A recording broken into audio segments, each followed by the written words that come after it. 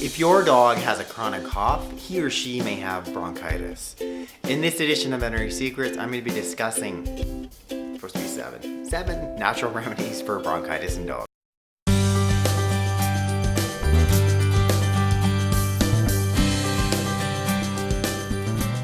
Hello everyone, welcome back to my channel. For those of you who are new, welcome. Welcome to 2018 if this is the first video of mine you've seen in this new year. Before we get going in today's video, I want to introduce a couple things. First, if you really like what I'm talking about, discussing natural pet health remedies, then I'd love it if you'd click down there and subscribe to my channel. Second, before we get going in the video, I just want to introduce a new house guest. He just showed up about 10 minutes ago. You can hear him before I open the door. It's not Tula, it is.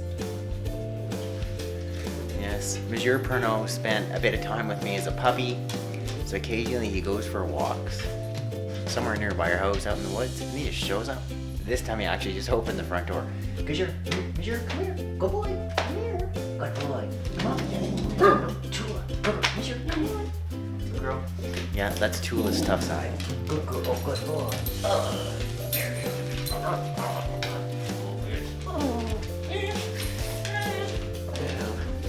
He's in some of the earlier videos. Most of you at one time or another have probably ended up with bronchitis.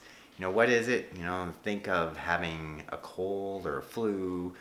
You're left with this really irritated airway and this kind of irritating cough that just won't go away.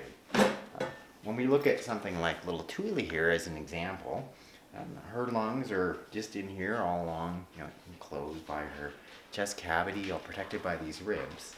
And she's got a big main airway, which we all have, called the trachea.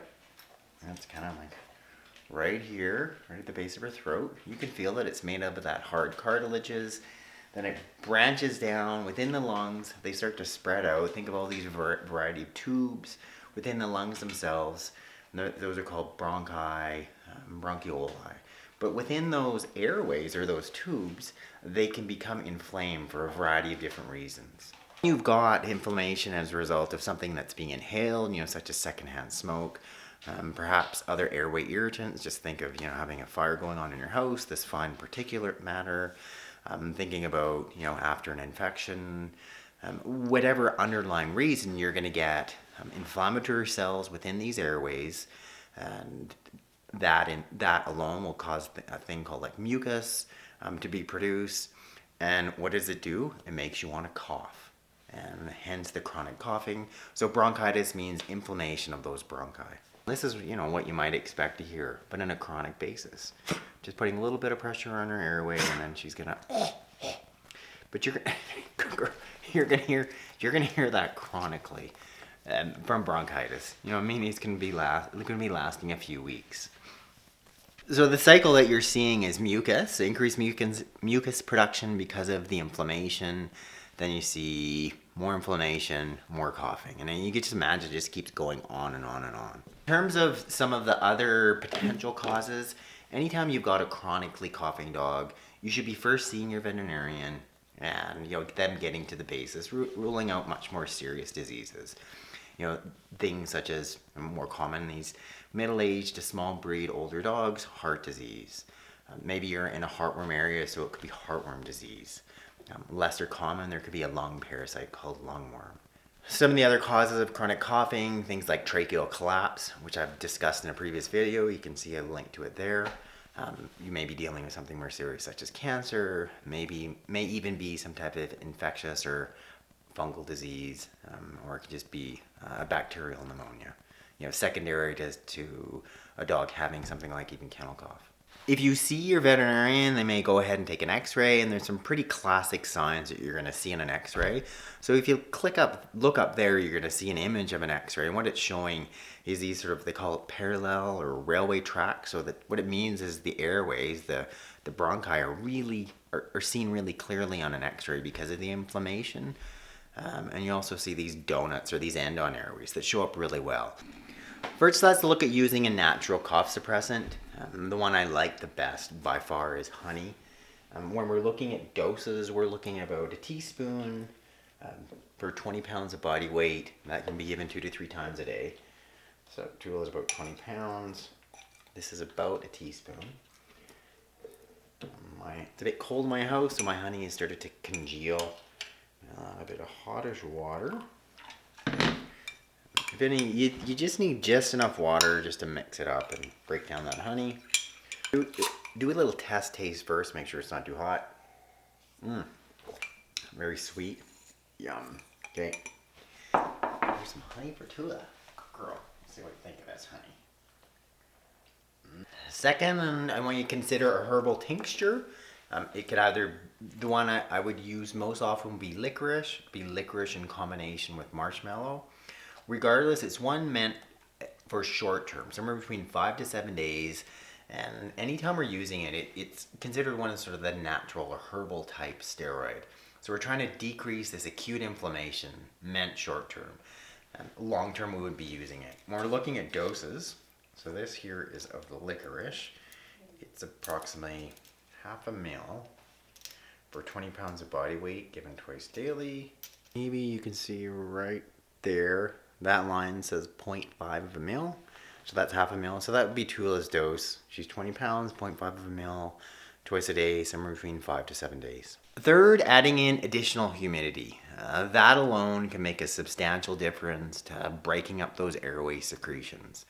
So when you're thinking about what we're trying to do is break up that mucus, it's deep in the smaller bronchi, bring it up so your dog can then cough it up and help sort of break, get rid of that cycle that's happening in the first place.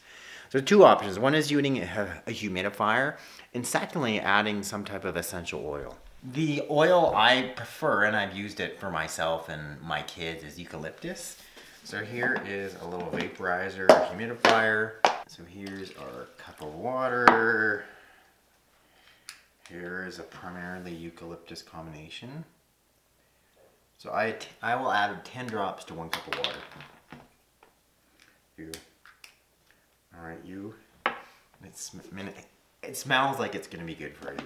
The big thing is you want to avoid, in general, just giving these essential oils orally, but use them in a room in a vaporizer, especially at such a diluted amount. A cup of water, 10 drops of the oil is very safe. And yeah, that'd be another one I would definitely use if I had a dog that had chronic bronchitis. The fifth one I'd have you consider is using dandelion leaf tincture. So majority of the times if you see this, like dandelion as a tincture formation, more often than not, it's primarily the root, because that's often the one that we're using for things such as cancer or liver disease. Less common to see the leaf, but some of the ones will actually have more of the leaf within the tincture itself, and that's the one that's really effective and very safe diuretic. So what I'm hoping to do in that situation is take some of that fluid out that's within those lungs that's causing the irritation in the first place. Once again, when you're looking at doses, you're looking at a half a ml, generally about a half a ml per 20 pounds of body weight. And this can be given 3 to 4 times a day for the first 2 or 3 days, short term, to have an effect. And then we're looking at about twice a day, and that can be given ongoing as it's so safe. The sixth one is a supplement called Acetal Cysteine. It's got some research to back it up. People are using it for chronic bronchitis. So what it does is actually breaks down the sulfur bonds within the mucus, making it more watery, and then potentially enabling your dog to cough that up, which is what we want. When we're looking at doses of the Acetal Cysteine, it's available online. I just saw it at one of the pet supply stores. We're looking at about 100 milligrams per 10 pounds of body weight daily. But there is a range. The study I looked at with people, they were actually giving 1,200 milligrams a day. So that's more around the 50 milligrams per 10 pounds of body weight daily. But somewhere in that range will be, from what I'm reading and all my research, it's safe to give and is proving to be effective for people, so it may also be very helpful for your dog. So this last one is a physical therapy, and it's called coupage. Tula's going to be a good girl, but a good example for us to demonstrate it on here. So what that means is we're trying to once again move that mucus out of the smaller lower airways, bring it up farther so your dog can then cough it up, help breaking down that cycle.